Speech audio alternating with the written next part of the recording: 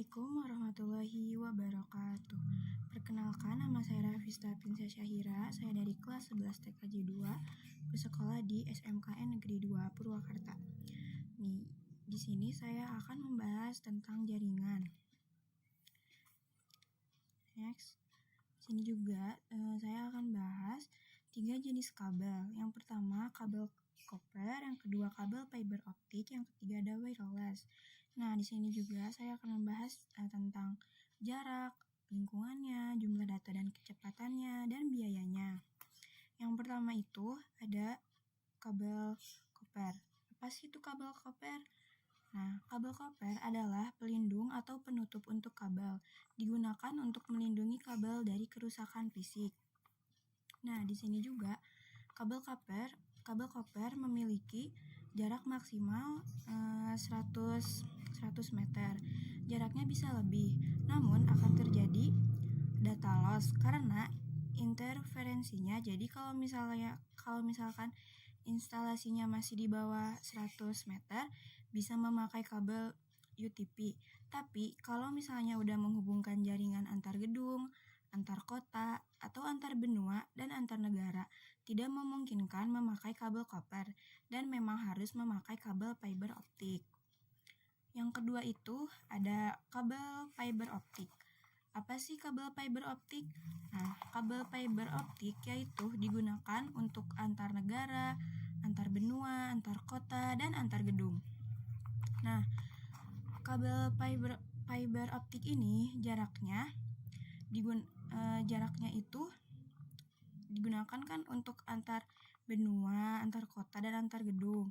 Nah, contohnya itu misalkan ada kondisi di mana kabel FO pun tidak memungkinkan. Misal kita yang tinggal di kota, terutama infrastrukturnya udah bagus kan.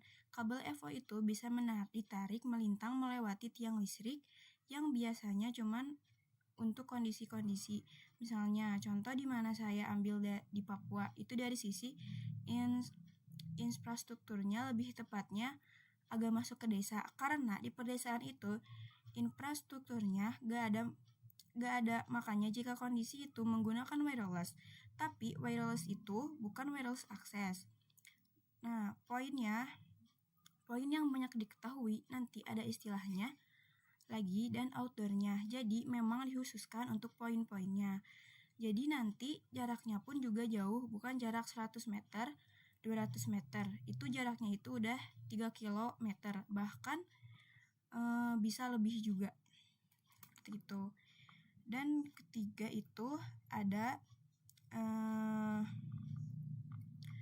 wireless. Wireless itu adalah teknologi komunikasi yang menggunakan gelombang radio atau sinyal. Nah, tadi kan kita bahas biayanya. Bahas jaraknya, maaf saya salah. Bahas jaraknya. Nah, sekarang saya akan membahas lingkungannya. Nah, kabel copper itu digunakan untuk lingkungan perkantoran, rumah selagi masih di bawah 100 meter. Nah, kalau kabel fiber optik itu digunakan untuk lingkungan yang jauh, misalkan yang tinggal di kota, di manapun itu, tapi kayak yang jauh. Terus juga wireless itu digunakan untuk lingkungan melewati gunung, perbukitan, yang dimana untuk menarik kabel FO pun sulit, maka wireless sebagai solusinya. Seperti itu. Nah, jumlah datanya itu jumlah data dan kecepatannya itu misalnya kayak di data center itu pasti pakai kabel FO, karena jumlah data dan kecepatan yang diperlukan itu sangat tinggi, yaitu 10 GB. Jumlah data kabel FO itu dari 40 GB sampai 100 GB. Nah, biayanya itu untuk biaya sesuai gimana kita mau menghubungi antar ruang, kota, dan antar negara. Seperti itu. Selanjutnya itu ada jenis jaringan. Nah, jenis jaringan itu terbagi menjadi 3. Ada local area network atau WAN, ada wide area network atau WAN atau WAN, ada yang ketiga ada internet. Apa sih itu LAN? Nah, LAN itu untuk menghubungkan perangkat-perangkat area terbatas seperti rumah, kantor, atau sekolah. Nah, contohnya itu misalkan menghubungkan 10 komputer atau 20 komputer atau 100 komputer dalam satu ruangan. Itu memakai jaringan LAN. Terus misalkan satu gedung, setiap lantai dan susunan arsitekturnya nanti ada yang disebut sebagai campus area network. Nah, ini adalah kumpulan dari jaringan LAN yang saling terkoneksi. Tuh. Nah, yang kedua ada WAN. WAN itu digunakan untuk menghubungkan antar benua dan antar negara. Yang ketiga ada internet. Apa sih itu internet?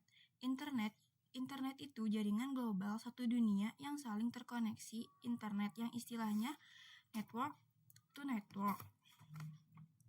Nah, misalnya tuh kayak ke Google, mau itu ke FB, mau itu ke Detik, ataupun yang nanti hal yang terhubung sehingga membentuk sebuah jaringan yang disebut internet. Seperti itu. Selanjutnya ada OSI dan TCP/IP layer. Nah, sebelumnya ini pernah saya bahas di materi yang sebelumnya. OSI adalah singkatan dari Open System Interconnection. OSI layer dikembangkan pada 1977 oleh ISO atau International of Standardization. TCP/IP itu untuk mengatur pertukaran data di jaringan. Nah, kalau OSI adalah model teoritis, sedangkan TCP/IP itu lebih praktis dan digunakan dalam implementasi jaringan.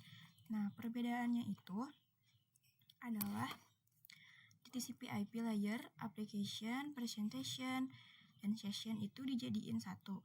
Kemudian di transport itu dipisah karena nanti ada informasi tambahan yang ada di application layer, yaitu transport. Nah, itu makanya dipisah. Kemudian di network data link, physical itu digabung. Jadi network access. Tuh.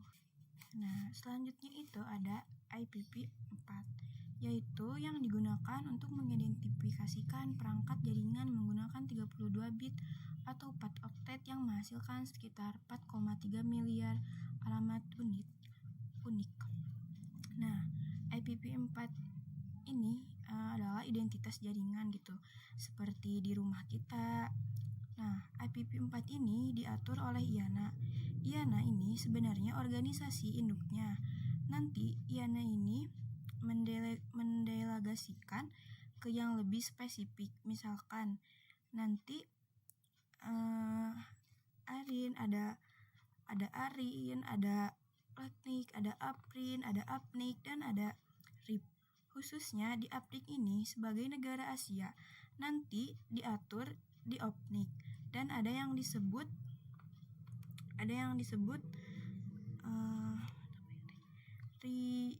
RIP. Jadi IP itu bisa dibilang IP yang dicadangkan dan tidak dipakai di luar dari lokal maupun internet. Selanjutnya IPv6. IPv6 adalah mengatasi keterbatasan jumlah IPv4 berukuran 128 bit dengan total IP address sebanyak 340 unikillion, memungkinkan lebih banyak alamat IP yang tersedia dibandingkan dengan IPv6 yang hanya menggunakan 32 bit. Ada beberapa cara transmigrasi IPv6 ini. Yang pertama ada dual stack, yang kedua ada tunneling, yang ketiga ada NAT 64. Nah, apa sih itu dual stack? Nah, dual stack ini maksudnya itu nanti perangkat menjalankan IPv4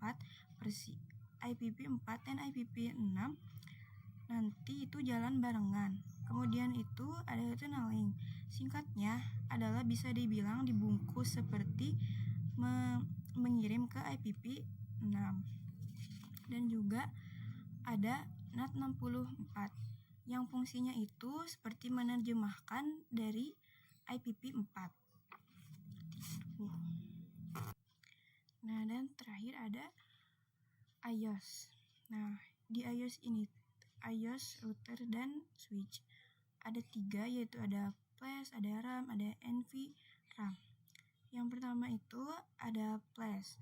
Flash itu adalah tempat untuk menyimpan iOS. Yang kedua ada RAM. RAM adalah tempat menyimpannya konfigurasi yang sedang berjalannya Cisco. Jadi kalau misalkan kita config di perangkat Cisco itu gak otomatis ke save, tapi konfigurasinya itu berjalan. Cuma nanti kalau misalkan perangkatnya restart itu hilang. Regina itu disimpannya di RAM. Istilah rune atau config kemudian di NVRAM. Nah, ini kebalikan dari RAM, yaitu tempat menyimpan konfigurasi yang nanti ketika perangkatnya itu nyala atau ke restart, dia gak akan balik lagi. Video dari saya, maaf bila ada kesalahan yang sengaja atau yang tidak disengaja. Wassalamualaikum warahmatullahi wabarakatuh.